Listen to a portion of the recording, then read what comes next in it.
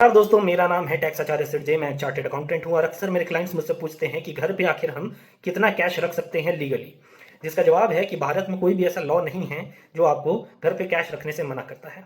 Income tax की अगर हम बात करें तो इनकम टैक्स डिपार्टमेंट ये कहता है कि आपके घर में चाहे 10 लाख रुपए हो, चाहे 50 लाख रुपए, चाहे 1 करोड़ रुपए, अगर उस कैश का सोर्स आप बता देते हैं, यानी कि अगर डिपार्टमेंट आपके पास रेड मारता है और आपके पास 50 लाख रुपए मिलते हैं और आप उसका सोर्स बता देते हैं, उसका हिसाब बता देते हैं, उसका डॉक्यूमेंट्स दिखा देते हैं, ये 50 लाख रुपए मेरे पास इस हिसाब से पड़े हुए हैं, तो वैसे केस में डिपार्टमेंट आपका कुछ नहीं कर सकता।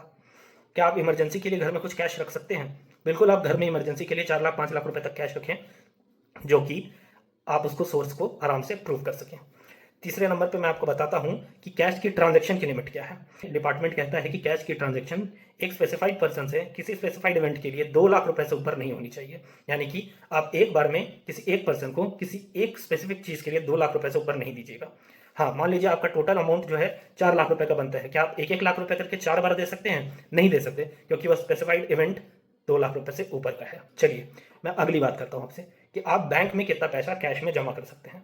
बैंक में अगर आपका करंट अकाउंट है तब तो आप कैश में पैसा जमा कर सकते हैं, लेकिन वहीं अगर आपका सेविंग्स अकाउंट है तो आप कैश में 2.5 लाख रुपए से ज़्यादा किसी एक पैन नंबर से रिलेटेड जितने अकाउंट है उन सब में साल भर के दौरान जमा ना करें। यानी कि साल भर के दौरान किसी एक पर्सन के अकाउंट्स में 2.5 लाख से ऊपर अगर जमा होते हैं तो हो सकता है कि डिपार्टमेंट आपको नोटिस करे और पूछे कि ये पैसा आपने कैसे कमाया था।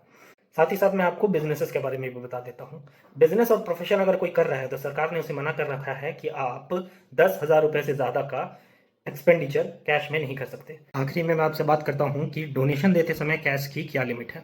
अगर आप डोनेशन दे रहे हैं, मान लीजिए आप रामभद्राचार्य जी को दे रहे हैं या फिर आप प्रेमानंदी जी महाराज जी को डोनेशन दे रहे हैं, तो ये डोनेशन 2,000 रुपये तक तो है, तब तो आपको इसका बेनिफिट मिलेगा।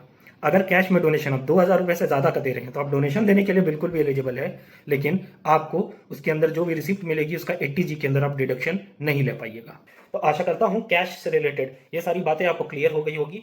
अगर आपको ये मेरी वीडियो अच्छी लगी है तो आप टैक्स आचार्य को बिल्कुल से बिल्कुल सब्सक्राइब करें और इस वीडियो को लाइक करें।